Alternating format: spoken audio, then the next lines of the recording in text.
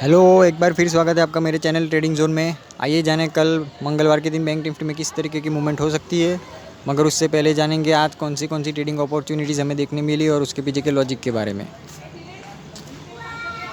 देखिए, ये जो फर्स्ट ट्रेडिंग अपॉर्चुनिटी जो निकल कर आ रही थी, वो जैसे ही मार्केट ओपन हुआ, ओपन होते ही एक अच्छी खासी बुलिश कैंडल मार्केट ने बनाई।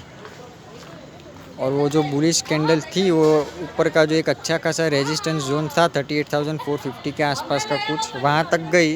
और ऊपर से एक ट्रेंड लाइन भी आ रही थी। यहाँ पर देखिए, शायद आपने कोई गलत ट्रेड ना लिया हो, आप ट्रैप ना हुए हो तो अच्छी बात है, क्योंकि ऊपर एक अच्छा खासा रेजिस्टेंस भी था और एक ऊपर से ट्रेंड लाइन भी आ रही थी। तो अगर आप वो ट्रेंड लाइन के ऊपर जैसे वो कैंडल गई तो आपको लगा होगा कि वहाँ पर कोई ब्रेकआउट आ गया, लेकिन वो कैंडल फॉर्मेशन में थी, वो पूरी की पूरी बनी नहीं थी। वो सिर्फ वहाँ पर गई प्राइस ऊपर और वहाँ पर कुछ लोगों को ट्रैप किया, बिगिनर लोगों को, और वहाँ से ही प्राइस नीचे आ गई और वहाँ पर उसने एक pin bar type candle create की। सपोर्ट जो रेजिस्टेंस जोन और ट्रेंड लाइन दोनों का वहाँ से रेजिस्टेंस मिल रहा था, इसलिए वहाँ से अगर आपने पुट बाइंग की होती तो नीचे तक का आसानी से हमें 1:2 टारगेट आसानी से अचीव हो गया। जब भी कोई ट्रेंड लाइन या ब्रेक हो रही हो, सपोर्ट रेजिस्टेंस या ट्रेंड लाइन, तो पूरी जो कैंडल होती है, जब उसकी फॉर्मेशन हो रही हो 5 मिनट के टाइम फ्रेम में, तो उससे पूरी कैंडल को बनने दीजिए। जब वो फॉर्मेशन में हो तभी उसमें एंट्री मत कीजिए, वरना आप ट्रैप हो जाएंगे। चलिए, ये तो हो गई फर्स्ट अपॉर्चुनिटी की बात करते सेकंड अपॉर्चुनिटी की। देखिए, ये भी एक ट्रेडिंग अपॉर्चुनिटी थी, लेकिन ये कोई राइट अपॉर्चुनिटी नहीं थी। मैं सिर्फ आपको सिखाने के लिए ये बता रहा हूँ कि जैसे ही यहाँ से ट्रेंड लाइन ब्रेक हुई, यहाँ से आपने कॉल बाय की होगी या बैंक निफ्टी को बाय किया होगा, तो वहाँ से ही मार्केट रिवर्स हुआ, नीचे आया, ऐसे हिट हो गया। ऐसा क्यों हुआ, मार्केट वहाँ से ही रिवर्स क्यों आया? ये सही लॉजिक नहीं था ट्रेड लेने का। देखिए, क्योंकि ऊपर की ओर एक अच्छा खासा रेजिस्टेंस जोन है, एक अच्छा खासा सप्लाई जोन है। मार्केट जब ऊपर उसके ऊपर था तो वहाँ से उसने बाउंस लिया था, और जब नीचे था तो वहाँ से उसने 2-3 बार यू टर्न लिया हुआ है। तो अगर ये ट्रेंड लाइन ब्रेक होने के बाद वो जो रेजिस्टेंस जोन है उसके ऊपर कैंडल क्लोज हुई होती, या कोई बुलिश कैंडल उसके ऊपर जाके उसने प्राइस की क्लोजिंग हुई होती, तो वहाँ से एक कॉल बाय बनता था। लेकिन जब तक उसके नीचे था और सिर्फ ट्रेंड लाइन ब्रेक हुई और आपने यहाँ पर कोई ट्रेड लिया होता, तो फिर डेफिनेटली इस ट्रेड में आपको लॉस ही हुआ होगा।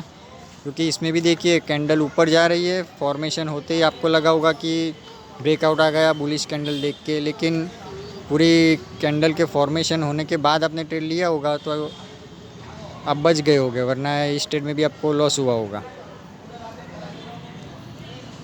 बात करते हैं नेक्स्ट ट्रेडिंग अपॉर्चुनिटी की। देखिए, यहाँ से एक नीचे से एक अच्छी खासी ट्रेंड लाइन बन रही थी, ट्रेंड लाइन का ब्रेकआउट हुआ, वापस प्राइस उसे रीटेस्ट करने गया। यहाँ पर भी देखिए, जो मार्केट ने जहाँ से यू टर्न मारा हुआ है, वो मैंने ये ब्लैक लाइन जो ड्रॉ की हुई है, वो एक अच्छा खासा एक सपोर्ट था। उस सपोर्ट को जब प्राइस ने एक अच्छी बियरिश कैंडल के साथ ब्रेक किया, ये मैंने एरो भी मार्क किया हुआ है, वहाँ पर हमारी एंट्री हुई होती। ऊपर तक का एसएल था, जहाँ से वो कैंडल का जो हाई है वो एसएल, नीचे 1:2 टारगेट आसानी से हमें अचीव हो गया। जब भी कोई ट्रेंड लाइन का ब्रेकआउट होता है तो याद रखिएगा कि उसका नीचे तुरंत या उसके ऊपर नीचे कोई सपोर्ट या रेजिस्टेंस हो तो उसका ब्रेक होने तक का वेट कीजिए, वरना वो वहाँ से प्राइस यू टर्न लेगा और आपको बेवजह लॉस बियर करना पड़ेगा। इसलिए थोड़ा ध्यान से ट्रेड कीजिएगा। बात करते कल के दिन बैंक निफ्टी में किस तरीके की मूवमेंट हो सकती है। मार्केट ने जहाँ से क्लोजिंग दी है 38,250 के आसपास, वहाँ से अगर फिर से मार्केट नीचे आता है तो नीचे भी एक 38,160 से लेकर 38,200 तक का ये एक अच्छा खासा जोन है। वहाँ से मार्केट फिर से बाउंस भी ले सकता है। तो वहाँ पर आता है और कोई ग्रीन कैंडल देखने मिल बनती है वहाँ पर, तो वहाँ से फिर से कॉल बाय कर सकते। कोई बड़ी मूवमेंट नहीं मिलेगी, मुश्किल से 60-70 पॉइंट्स कैच किए जा सकते। कोई बड़ी मूवमेंट इतने पूरे जोन में 38,100 से लेके ऊपर तक का ये जो जोन है 38,280 300 पकड़िए, ये जो 200-250 पॉइंट्स का एक जो जोन है वो पूरा एक नो ट्रेडिंग जोन टाइप है। वहाँ पर कोई बड़ी मूवमेंट कैच करने नहीं मिल सकती, मुश्किल से 70-80 पॉइंट्स हाथ आ सकते हैं बस।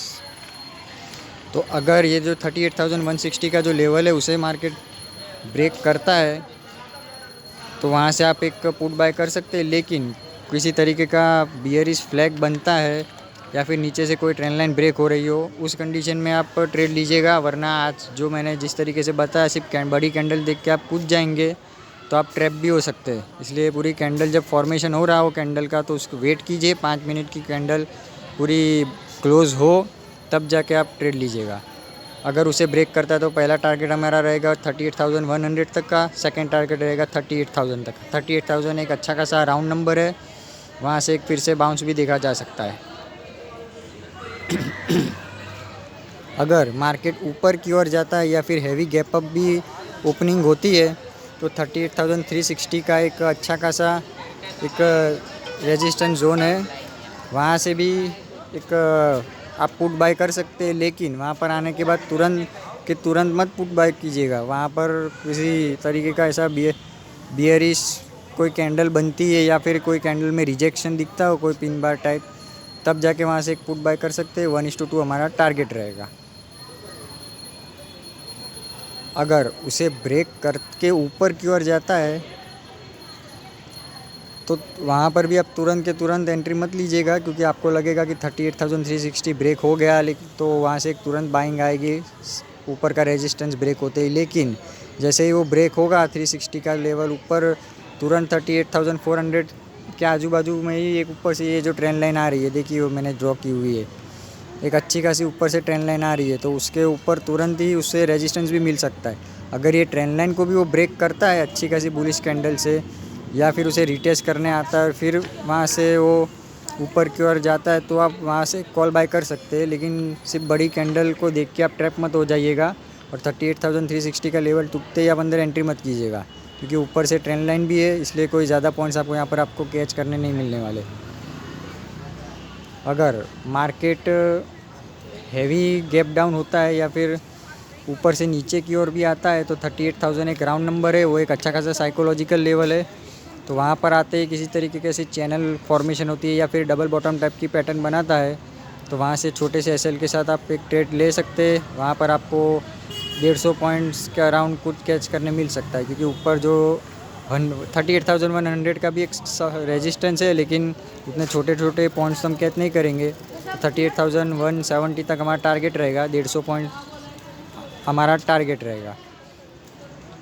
अगर 38,000 जो लेवल है उसे ब्रेक करता है, ब्रेक भी कर सकता है, क्योंकि पिछले 2-3 बार से हम देख रहे हैं कि बार बार वहाँ से ही बाउंस आ रहा है। तो अभी शायद अगर उसे ब्रेक भी करे तो नीचे की ओर एक अच्छी खासी रैली देखी जा सकती है। लेकिन ब्रेक करने के बाद एक कैंडल सिर्फ नीचे जाती है तो उसमें एंट्री नहीं लेनी है। किसी तरीके का बियरिश फ्लैग बनता हो या फिर कोई प्राइस एक्शन पैटर्न बनता हो, तब जाके उसमें एंट्री लीजिएगा। छोटा सा एसएल रहेगा, अगर एसएल भी हिट होगा तो भी छोटा रहेगा, और टारगेट रहेगा वो 1:2 रहेगा। अगर 38,000 को ब्रेक करता है तो नीचे की ओर एक अच्छी खासी रैली हमें देखने मिल सकती है। और ये जो सारे चार्ट्स है मैं अपने टेलीग्राम चैनल पे भी पोस्ट करते रहता हूँ, आप चाहे तो वहाँ पर जुड़ सकते हैं। मैं लाइव मार्केट में वहाँ पर कोई इस तरीके के चार्ट्स पोस्ट करते रहता हूँ, ताकि आपको सीखने मिले, आपको लाइव मार्केट में भी ट्रेडिंग में आसानी हो।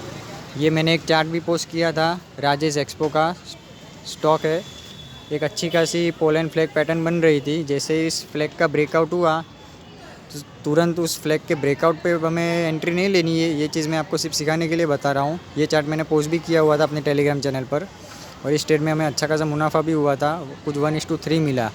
तो जैसे ये जो जो फ्लैग बना हुआ है, ये जो मैंने ट्रेंड लाइन से ड्रॉ किया हुआ है, उसके ब्रेक होने पर एंट्री नहीं लेनी है, क्योंकि ऊपर तुरंत ये जो मैंने एक जोन ड्रॉ किया हुआ है वो उस दिन का हाई है, तो उसे टूटते ही ऊपर के और उसको एक रेजिस्टेंस फेस करना पड़ सकता था। इसलिए कई बार प्राइस वहाँ जाके तुरंत के तुरंत नीचे भी आ जाता, हमें सिर्फ 2-4 पॉइंट्स मुश्किल से कैच करने मिलते। लेकिन उस दिन का जो हाई है उसे अगर ब्रेक करता है, ये जो जोन मैंने मार्क किया हुआ है वो हाई है डे का, तो उसे उसने ब्रेक किया। ब्रेक करने के बाद वापस रिटेस्ट के लिए आया। एक 5 मिनट में देखो ये जो ग्रीन कलर के बाद एक जो रेड कलर की इनसाइड कैंडल भी बनी है, तो वो इनसाइड कैंडल के ब्रेकआउट होते ही हम एंट्री ली। हमने कुछ 354 के आसपास हमने एंट्री ली थी, और 953 के आसपास एंट्री हुई थी हमारी, और 993 तक गया था। सिर्फ 12 पॉइंट्स का एसएल था, और हमें जो टारगेट मिला 1:3 के भी ऊपर तक गया। अगर वो अपॉर्चुनिटी आपसे मिस हुई होती तो और एक अपॉर्चुनिटी भी मार्केट ने हमें क्रिएट करके दी थी। मार्केट उसे ब्रेक करने के बाद ऊपर की ओर एक अच्छा खासा फिर से एक छोटा सा पोल एंड फ्लैग पैटर्न बना रहा था। तो अगर ये अपॉर्चुनिटी आपसे मिस हुई होती तो आप ये कैच कर सकते थे। जो फ्लैग था उसके ब्रेकआउट पर एंट्री हुई होती, नीचे तक का SL 1:2 हमारा टारगेट, आसानी से इसमें भी हमें कैच करने मिल गए अच्छे पॉइंट्स।